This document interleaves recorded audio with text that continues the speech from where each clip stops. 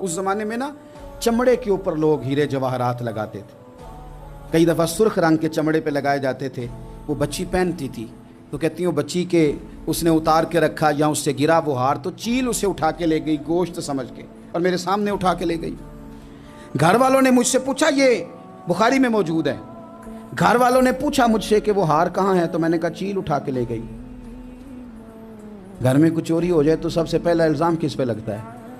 ملازمین پہ۔ کہتے انہوں نے مجھے بڑا مارا، بڑی تکلیف تھی، حتیٰ کہ میری شرمگاہ تک کی تلاشی، میری عزت اتنی خراب کی میں بتا نہیں سکتی۔ وہ خاتون عرض کرتی ہے سیدہ عائشہ کی خدمت میں کہ مجھے بڑا مارا، مجھے تکلیف دی۔ میں کہہ رہی تھی کہ میرے سامنے چیل لے گئی ہے، پر وہ نہیں مان رہے تھے۔ اماں جی انہوں نے مجھے بڑا مارا۔ حضرت عائشہ صدیقہ کہتی ہیں پھر کیا ہوا؟ کہنے لگی اماں جی جب کوئی میرا مددگار نہ رہا، مجھے تکلیف دے رہے تھے، رسوا کر رہے تھے، تو میں نے اپنے رب سے مدد چاہی، میرے رب کی طرف میں نے توجہ کی، میں نے کہا مالک اب تو ہی میرا مددگار ہے۔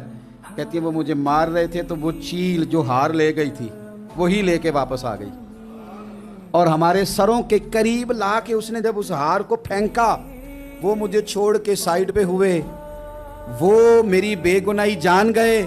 لیکن آپ کو بتاؤں اس دن سے میرا اپنے رب پر یقین اور بڑھ گیا۔